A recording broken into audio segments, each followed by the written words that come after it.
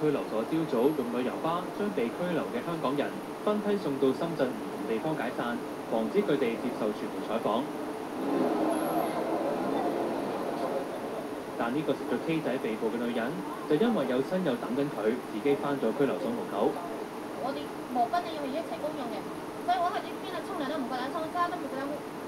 嗰啲底褲洗完之後，嗱嗱聲濕都拖埋。我知道我黑暴，我唔啱，我係有犯咗法係唔錯嘅，係唔啱嘅。但係你可以罰我，你唔可以幫到我嘅人權嘛？